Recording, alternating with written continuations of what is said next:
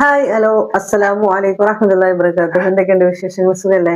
അങ്ങനെ അൽഹംദുലില്ലാഹ് ഈ റമദാനിലെ 21ാമത്തെ രാവാണ് ഇന്ന്. 20ാമത്തെ നോമ്പ്. ഇന്നലെ ഉമ്മാന്റെ ആണ്ടായിരുന്നു. അപ്പൊ എല്ലാവരും തറവാട്ടിൽ ഒത്തുകൂടി ദുആയും നോമ്പ് തുറപ്പിക്കലൊക്കെ ആയിട്ട് പിന്നെ അങ്ങനെ ഇന്നലത്തെ ദിവസം പോയി. അള്ളാഹു നമ്മുടെ മരണപ്പെട്ടു പോയിട്ടുള്ള എല്ലാ മാതാപിതാക്കളുടെയും ഖബറിടം വിശാലമാക്കി കൊടുക്കട്ടെ. അൽഹംദുലില്ലാഹ്. അതിന് ചെറിയൊരു ക്ലിപ്പൊക്കെ ഞാൻ ഇതിൽ ഇടാം. പിന്നെ അതെന്താണെന്ന് വെച്ചാൽ നമ്മളൊരു ഓർമ്മയ്ക്ക് വേണ്ടിയിട്ട് എടുത്തു വെക്കുന്നതാണ്, അല്ലാതെ വേറൊന്നല്ല. അപ്പോ മാത്രമല്ല, നമ്മളെ തവള സാബിറ പറഞ്ഞിട്ടുണ്ടല്ലോ, അവര് പോയി ഇവര് വെറുത്ത് അവരപ്പുറത്താക്കി ഇവര് അപ്പുറത്താക്കി എന്നൊക്കെ, അതിനും കൂടെ ആയിട്ട് ചെറിയൊരു ഇതാണെന്ന് മാത്രം. പിന്നെ അവളെ ബോധിപ്പിച്ചിട്ട് എനിക്ക് ജീവിക്കേണ്ട ആവശ്യമില്ല.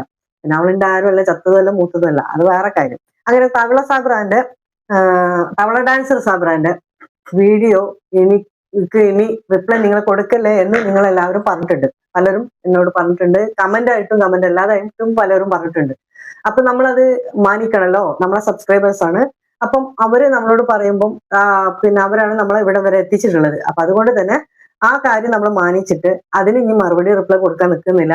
അപ്പൊ നിങ്ങളും കഴിയുന്നത് എന്ത് ചെയ്യണം, എന്റെയിലേക്ക് എത്തിക്കാത്ത രീതിയിൽ പിന്നെ ഞാൻ ആ ഭാഗം ശ്രദ്ധിക്കുന്നില്ല. അപ്പൊ നിങ്ങളായിട്ട് അത് ആരും എനിക്ക് ഇന്നത് ചെയ്തിട്ടുണ്ട്, ഇത് നോക്കി അത് നോക്കി എന്ന് പറഞ്ഞിട്ട് നിങ്ങളും ദയവ് ചെയ്തൊന്നും ചെയ്യണ്ട. കാരണം എന്താ വെച്ചാല് അത് വേറൊരു രീതിയിലുള്ള ഇറിറ്റേഷൻ ആണ് നമുക്ക് വരിക. നമുക്കത് എത്തിച്ചു തന്നിട്ട് നമ്മളത് നോക്കുമ്പോൾ നമുക്കത് വേറെ രീതി കൂടെ തോന്നും. അപ്പൊ വീഡിയോ നമ്മൾ റിപ്ലൈ കൊടുക്കാൻ നമുക്ക് തോന്നുകയും ചെയ്യും. അപ്പൊ അതൊരു പിശാച്ച് ഒരു ഇബ്ലീസിന്റെ ഒക്കെ ഒരു കളിയാണ്. അപ്പൊ അത് പോട്ടെ.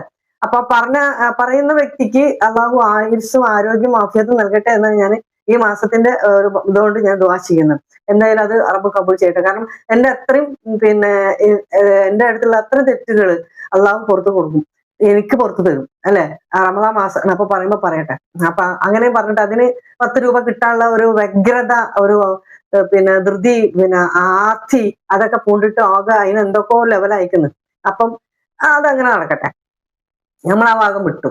പിന്നെ ഞാന് വേറൊരു സംഭവം, ഞാന് കുറച്ച് മുമ്പ് പിന്നെ നമ്മളെ അബുദാബി ഇവിടേക്ക് ഇറാന്റെ പിന്നെ മിസൈല് പിന്നെ യുദ്ധം പൊട്ടിയപ്പം, ഇറാനും ഇസ്രായേലും തമ്മിലുള്ള ഒരു യുദ്ധം വന്നപ്പം അബുദാബിയോടൊക്കെ പ്രശ്നങ്ങളുണ്ടെന്ന് പറഞ്ഞിട്ട് ഞാൻ മോനും വിളിച്ചെന്ന് പറഞ്ഞിട്ട് അതിനൊരു ഇത് ഞാൻ ഇതിലൂടെ വെക്കുന്നുണ്ട്. അപ്പൊ അന്നൊരു വീഡിയോ ചെയ്തിരുന്നു. ആ വീഡിയോ ഏകദേശം പിന്നെ 1,00,000-ത്തിനടുത്ത് എത്തിയിരുന്നു. അങ്ങനെ പോയിരുന്നു വീഡിയോ. അപ്പോ ആ വീഡിയോക്ക് നേരെ അത് എത്രയും അതിലൊരു നെഗറ്റീവ് കമന്റ് നിങ്ങൾക്ക് കാണിക്കാൻ പറ്റില്ല, ഒരു നെഗറ്റീവ് കമന്റും ഇല്ല. പിന്നെ അത്രയും എല്ലാ ആൾക്കാരും ദ്വാ ദ്വാ ദ്വാ എന്ന് പറഞ്ഞിട്ട് കേരളത്തിൻ്റെത് മാത്രം നമ്മൾ പറയാം. നമ്മൾ മലയാളത്തിലല്ല പറഞ്ഞത്. അപ്പൊ കേരളത്തിലെ മലയാളികളാണ് കേൾക്കുക. ഈ കേരളക്കരയില് പിന്നെ ഒരു വീട്ടിൽ നിന്ന് ഒരു വ്യക്തിയെങ്കിലും ഇല്ലാതെ ഇരിക്കൂല ഗൾഫ് കൺട്രില്. അപ്പം എല്ലാവർക്കും ആർക്കും ഒരിക്കൽ പോലും ഒരു വീട്ടിലില്ലെങ്കിൽ ആ വീട്ടിലെ കുടുംബത്തിൽ ആരെങ്കിലും ഉണ്ടാവും. അപ്പൊ അതുകൊണ്ട് തന്നെ ആർക്കും ആ രീതിക്ക് അനുസരിച്ചിട്ട് വെറുപ്പോടെ സംസാരിക്കാനോ അല്ലെങ്കിൽ അതിനെ നിസ്സാരാക്കി തള്ളിക്കളയാനോ പറ്റില്ല. എല്ലാവരും വേദനയിലും വിഷമത്തിൽ തന്നെയാണ്. പിന്നെ ബാക്കി അതിനെ പറ്റിയിട്ട് അറിയുന്ന ആൾക്കാർക്ക് അതറിയാം, അവിടെ എന്ത് സംഭവിച്ചാലും ഇവിടെ എങ്ങനെയൊക്കെ സംഭവിക്കും എന്നുള്ളതൊക്കെ. കുടിവെള്ളം അടക്കം മുട്ടും എന്നുള്ളത് എല്ലാവർക്കും അറിയാം. അപ്പൊ അങ്ങനെയുള്ള സിറ്റുവേഷനിൽ നമ്മൾ ആ ബേജാറിൽ ഞാൻ ചെയ്ത വീഡിയോക്ക് വന്ന ഒരു കമന്റ് ഉണ്ട്. ഈ കമന്റ് ഞാൻ ആരാ ഇട്ടിക്കണെന്നുള്ള പറയാം. അതിനുള്ള റിപ്ലൈ ഞാൻ വോയിസ് ആയിട്ട് 2 പ്രാവശ്യം ഞാൻ കൊടുത്തിട്ടുണ്ട്. ചിലപ്പം നിങ്ങൾ എല്ലാവരും കേട്ട് കാണും ആ വോയിസ് എന്താണെന്നുള്ളത്. അപ്പൊ ഇത് ആരാണെന്നുള്ളത് നിങ്ങൾക്ക് മനസ്സിലാകണ്ടോ? നിങ്ങൾ തന്നെ പറയണം. ഞാൻ പറയും, നിങ്ങൾ തന്നെ പറയണം. നീ കരയാൻ കെടുക്കുന്നേ ഉള്ളൂ. പാവപ്പെട്ട പെൺകുട്ടികളെ അതായത് ഒരുപാട് പെൺകുട്ടികളെ കുറിച്ച് അപരാധം പറയുമ്പോ ഓർക്കണം, മനസ്സിലായോ എന്ന്. അന്ന് അവരെത്ര കരഞ്ഞിട്ടുണ്ടാവും. ഒരുപാട് പാവപ്പെട്ട പെൺകുട്ടികളെ പറ്റി അപരാധം പറയാൻ ഞാൻ ഒരു യൂട്യൂബ് ചാനൽ എടുത്തിട്ട് അതിലിങ്ങനെ പറഞ്ഞുകൊണ്ടിരിക്കുകയായിരുന്നു. അത് നിങ്ങൾ എല്ലാവരും കണ്ടുകൊണ്ടിരിക്കുകയാണ്. എന്നിട്ട് ആ പെൺകുട്ടികൾ ഇതിൽ നിന്ന് കരഞ്ഞുകൊണ്ടിരിക്കുകയാണ് എന്നാണ് അർത്ഥം. പബ്ലിക്കിന്റെ മുന്നിൽ വന്നിരുന്ന്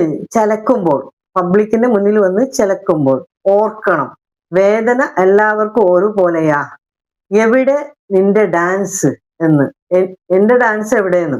എന്റെ ഡാൻസ് ഞാൻ കളിച്ചോണ്ടിരുന്നിട്ടുണ്ടാവും, ചിലപ്പം അത് ഇവള് മാത്രം കണ്ടിട്ടുണ്ടാവും. ഇനി ആ ചപ്പീനക്ക്, അതായത് ഷെഫീനക്ക്, ആ ചെപ്പീനക്ക് കിട്ടും, ഉറപ്പായിട്ടും കിട്ടും.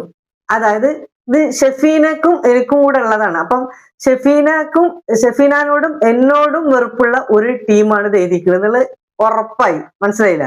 അപ്പൊ ഈ ടീം ആരാണെന്നുള്ളത് ഏകദേശം നിങ്ങൾക്ക് മനസ്സിലായില്ല. ഇതിലെ DP ഡ്യൂപ്ലിക്കേറ്റ് ആണ്. അവന് കുഞ്ചിയമ്മക്ക് 5 മക്കളുണ്ടല്ലോ, 5 മക്കൾക്കും 5 ഐഡിയ ആണ് ഉള്ളത്. അത് കൂടാതെ കുഞ്ചിയമ്മന്റെ പ്രൈവറ്റ് കുറെ ഐഡികളും ഉണ്ട്.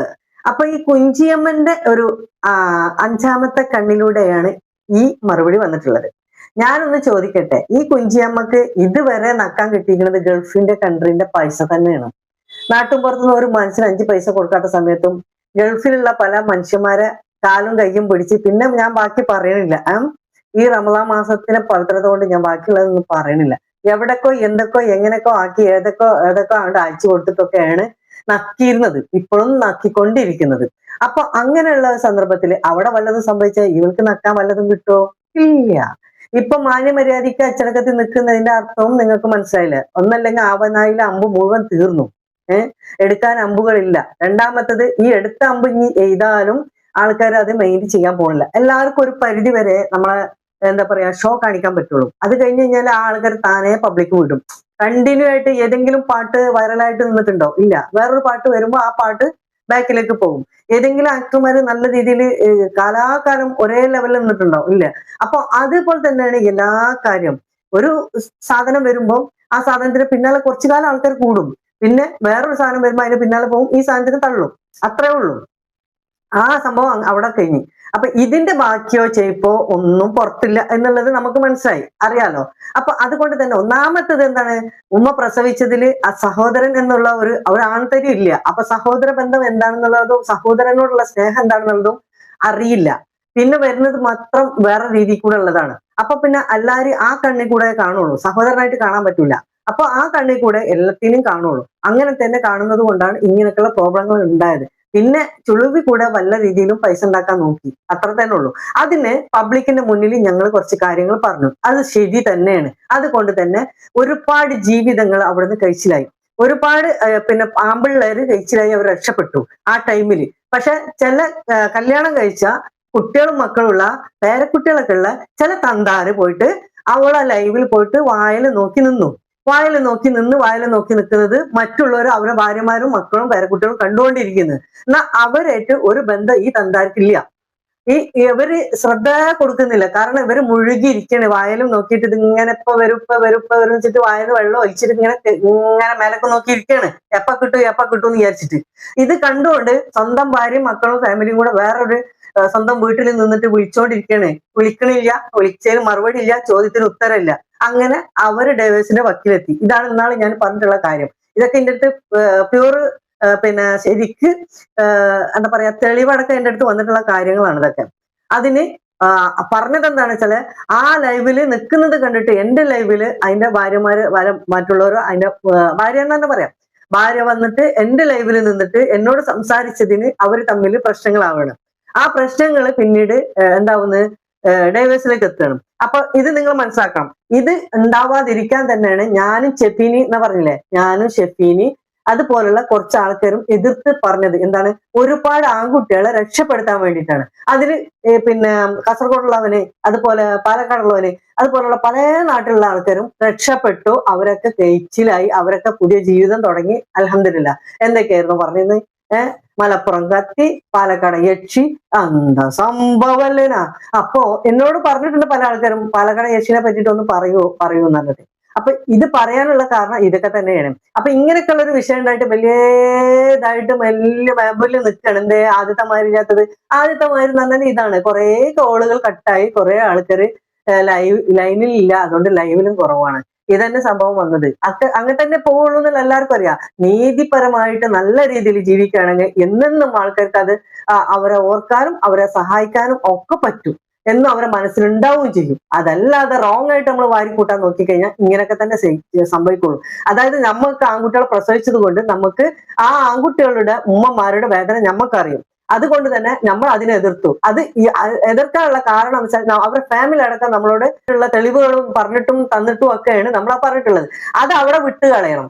പിന്നെ ഞാൻ കരഞ്ഞത് എനിക്ക് വേണ്ടി മാത്രമല്ല, ലോകത്തിലെന്ന് പറഞ്ഞ മാതിരി എല്ലാ മുസ്ലിമുകളും ഹിന്ദുക്കളും ക്രിസ്ത്യൻസും എല്ലാം അധ്വാനിക്കാനും സ്വപ്നങ്ങൾ കണ്ടിട്ട് പോയിട്ടുള്ള ഒരേ ഒരു മണ്ണ് സ്വപ്ന മണ്ണാണ് ഏത്? അറബി നാട്. ആ അറബി നാട്ടില് അവരെല്ലാ മതത്തിൽപ്പെട്ട ആൾക്കാരും ഒന്നിച്ച് അധ്വാനിച്ചിട്ട് ജീവിച്ചിട്ട് സ്വപ്നങ്ങൾ പൂവണിയാൻ വേണ്ടിയിട്ട് കാത്തിക്കുന്നതാണ്. അപ്പം അങ്ങനെയുള്ള ഒരു സന്ദർഭത്തിൽ ഇങ്ങനൊരു യുദ്ധം വരുമ്പം എല്ലാവരും സ്വപ്നങ്ങൾ തകർന്നടിയും, പകരം ജീവനും പോകും. പൊരിയും. ആ ഒരു വിഷമം മൊത്തത്തിൽ ഉണ്ടായത് കാരണമാണ് ഞാൻ പറഞ്ഞത്. അപ്പൊ ഇന്റെ കണ്ണീര് കണ്ടിട്ട് ഇജ്ജ് ആനന്ദിക്കാൻ ഒരിക്കലും ആയിട്ടില്ല, അതിനാവൂല എന്നുള്ളത് എനിക്കറിയാം. പിന്നെ പടച്ച റബ്ബാണ് എല്ലാം ഇതാക്കുന്നവന്. നിന്റെ മാതിരി ഞാൻ രഹസ്യമായിട്ടല്ല ചെയ്തിട്ടുള്ളത്. ഞാൻ പരസ്യമായിട്ട് പബ്ലിക്കിന്റെ മുന്നിൽ വന്നിട്ട് അത് കരയണമെങ്കിൽ എനിക്ക് പബ്ലിക്കിനോട് അത്രയും ആത്മാർത്ഥത ഉണ്ടായിട്ടാണ്. അതുപോലെ എന്റെ ബാക്കിയാണ്, എന്റെ ഫാമിലിയാണ് ഇവർ ഇത് ഏറ്റെടുക്കും എന്ന് എനിക്ക് ഉറപ്പുണ്ടായിരുന്നു. ഇതുപോലെ ഹൃദയമുള്ള മനസ്സുള്ള ഒരുപാട് പേര്, ഒരുപാട് ഉമ്മമാരും പെങ്ങന്മാരും ഭാര്യമാരും എനിക്കായിട്ട് ഇവിടെ കാത്തു നിൽക്കുന്നുണ്ടെന്ന് എനിക്ക് തോന്നിയത് കൊണ്ട് അവരോടെ ഞാൻ പറഞ്ഞിട്ടുള്ളത്, അല്ല നിന്നോടല്ല ഞാൻ പറഞ്ഞിട്ടുള്ളത്. ഹൃദയമില്ലാത്ത കരിങ്കല്ല് പോലത്തെ പാലക്കാട് യക്ഷിനോടല്ല ഞാൻ പറഞ്ഞിട്ടുള്ളത്. ഇത് ഞാൻ ശരിക്ക് ഹൃദയമുള്ള ആത്മാർത്ഥതയുള്ള സ്നേഹമുള്ള ഉമ്മമാരോടും ഭാര്യമാരോടാണ് പറഞ്ഞിട്ടുള്ളത്. അവർ ഏറ്റെടുത്തു, അവർ ദ്വാ ചെയ്തു, ഞാൻ ആമീൻ ചെയ്തു, ഞാൻ ദ്വാ ചെയ്തു, അവർ ആമീൻ ചെയ്തു. ഒരുപാട് കമന്റുകളുണ്ട്. അതൊന്നും വെറുതെ പോകുന്നല്ല, അതൊക്കെ ഹൃദയത്തിൽ നിന്ന് വന്ന വേദനകളാണ്. അത് കേട്ടു നോക്കണം. അതിൽ ഒന്ന് മാത്രമുള്ള എൻ്റെ വ്യത്യസ്തമായിട്ട് നിന്നിട്ടുള്ളത്. അതിന് നിനക്ക് നീ ആരാണെന്നുള്ളത് എങ്ങനെയായാലും മനസ്സിലാക്കാൻ പറ്റും. അപ്പൊ ഇതിന് രണ്ട് വാക്ക് നല്ല രീതിയിൽ പറയണം എന്ന് വിചാരിച്ച് ഞാൻ ഷോപ്പിലേക്ക് പോയിട്ടില്ല, ഇപ്പൊ പോകാൻ വേണ്ടി നിൽക്കുകയാണ്. ഇന്ന് ഇത്ര നേരം വൈകിയാലും വേണ്ടില്ല എന്ന് വിചാരിച്ച് ഞാൻ ഇതിന് രണ്ട് മറുപടി പറയണം എന്ന് വിചാരിച്ചതാണ്. അപ്പൊ പൊന്നാര എന്റെ മുത്തുമണികളെ, നിങ്ങൾ ഈ വീഡിയോ ഫുള്ള് കണ്ടിട്ട് നിങ്ങളുടെ അഭിപ്രായം എന്താണെന്ന് വെച്ചാൽ എനിക്ക് അറിയിക്കുക. നിങ്ങളാണ് എൻ്റെ എല്ലാ സപ്പോർട്ടിനും കാരണക്കാര്. നിങ്ങളോട് ഞാൻ ഈ കാര്യം പറഞ്ഞതാണ്. അപ്പൊ ഇഞ്ചിയമ്മക്ക് 5 മക്കളെ നോക്കി അവിടെ ഇരുന്നാൽ മതി. അവനാന്റെ കാര്യം അവനാൻ നോക്കാൻ. Mind your words. ഓക്കെ.